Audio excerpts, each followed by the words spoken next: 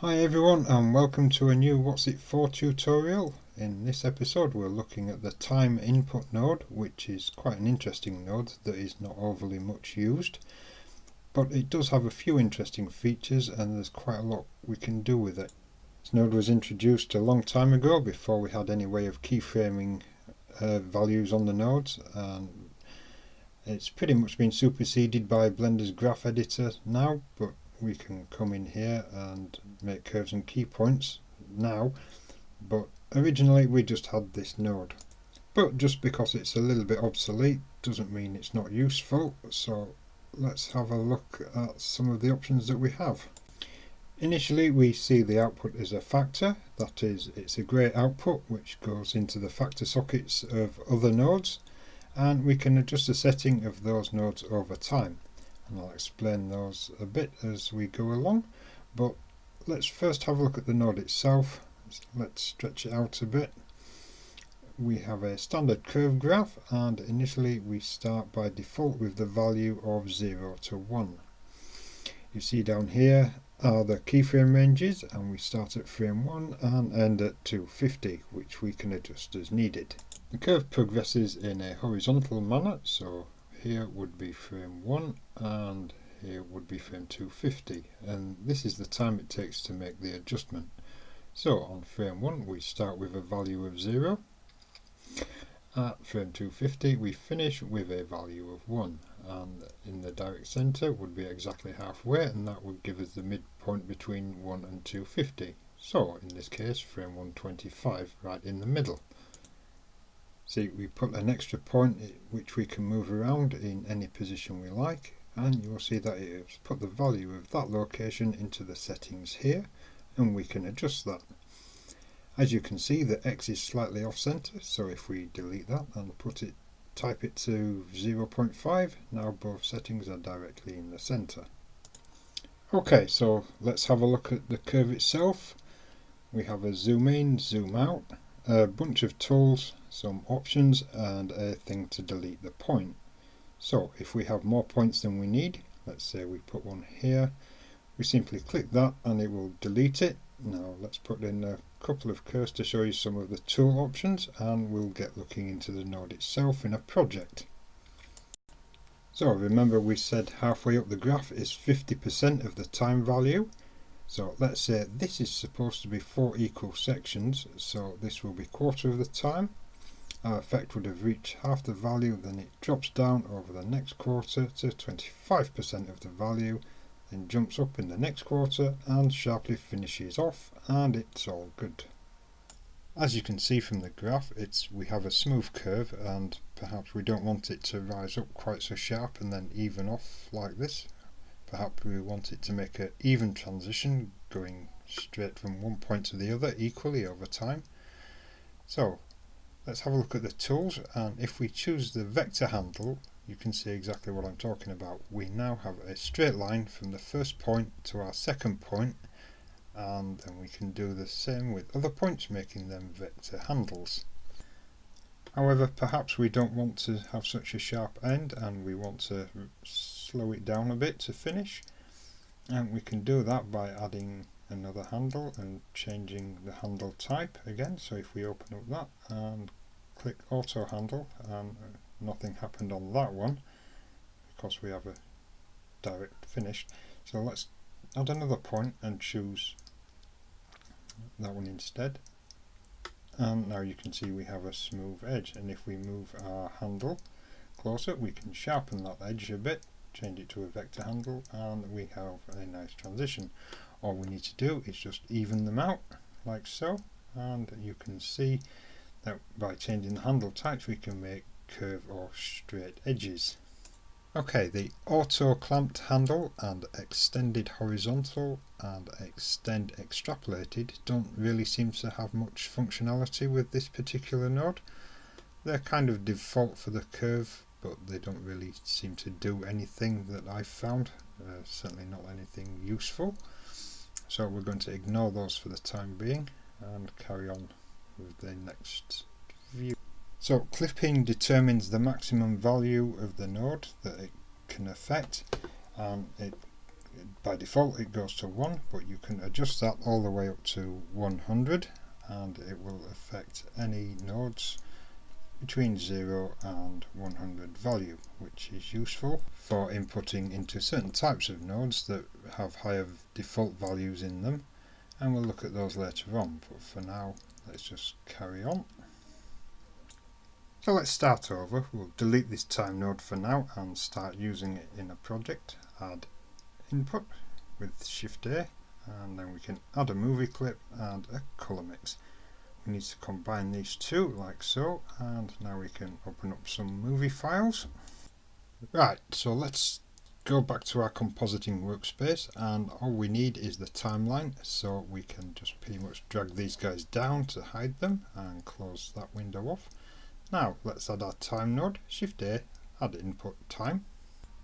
Now remember we said that this connects to a factor input, and on the mix node you can see we have a factor that goes from 0 to 1, and if we put in a backdrop with our viewer you can see we have our image on the top of the video and the video on the bottom. So if we go down to 0 mix, we have a video of a squirrel prancing about. There's a squirrel, and on top we have an image of a tomato, and as you slide along the factor you'll see it fade in until at 1 the whole of the tomato clip is showing. Now with this time value we can use the transition and make adjustments to it.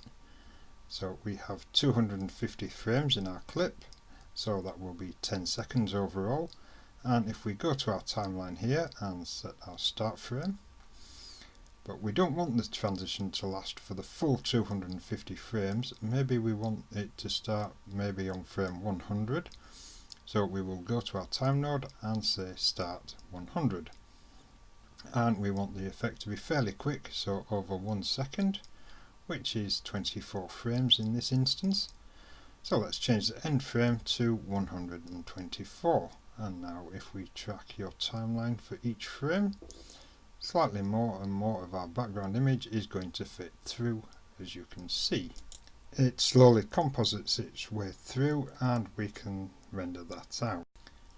But because we have a curve here, we can make our transition a bit more interesting by playing with the curve. Let's scroll in, and now if I put in a point and start moving it around into a position, let's take it over here, and if we make a nice sharp transition for the first quarter of the clip, about 6 frames, it rapidly changes from the video to the image, and then it smooths out and it takes longer for the final frames to show through.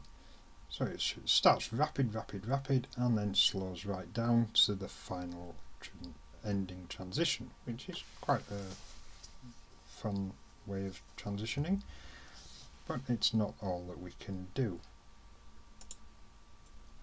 So let's take our point and turn it into a vector handle, for example, and now if we add another point, let's say here, and drag it right back down, maybe a quarter of the way now, about there, so it's not fully off, and then change that to a vector handle.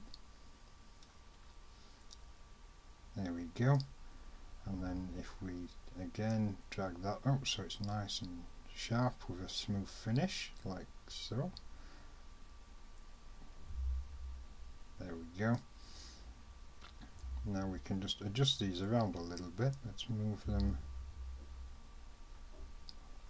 Oops, stupid spinny thing.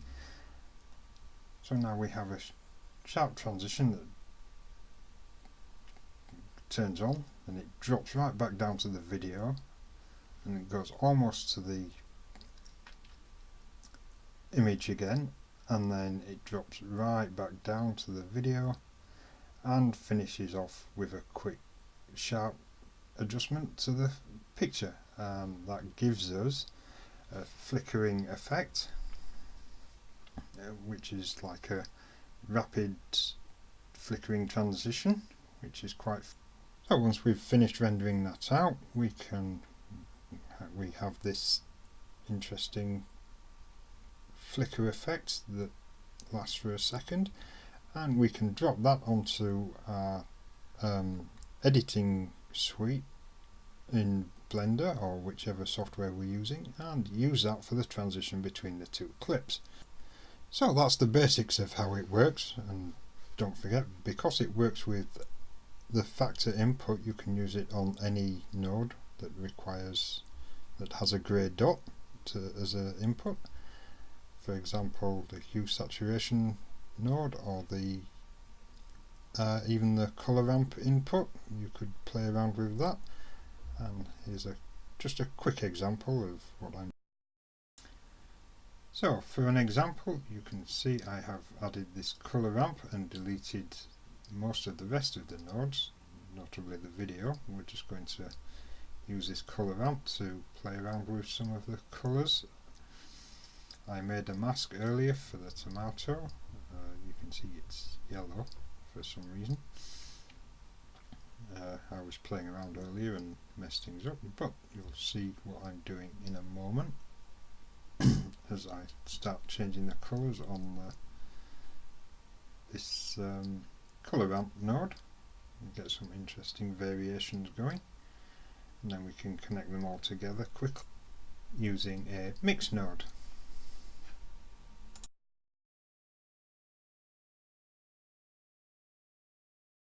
Then I just want to add in the mask and connect that into the factor of the mix the mix factor. Yeah, that's the one.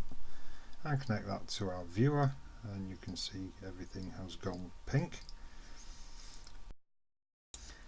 I just need to activate my mask from this drop down menu, and there we go, everything's looking fine. Just set the pre-multiply, and there we go, we've got a circle over. I think if we go through the timeline you can see the colour changes. However, we just need to make a few small adjustments to the mask, so I'll do that quickly. Then I just need to change the add node to a hue value using the blending types, and that kind of looks better. The mask's a bit off still, you have to spend a bit more time dealing with that. This is only a test thing, it's just a bit of nonsense, and then we can start rendering it out and you can see the final result. One second, and here we go, and you can see the time node has allowed us to rapidly change the colour of the image or section of the image over time, which is quite fun and something that might be useful for you at one time or another. Maybe not, maybe will be. Well, that's it, that's the time node. Hopefully that's given you some insight into how it's used and a good way of doing things. So that's it, and I will see you in the next video, hopefully not too long. Alright, take care now, see you soon.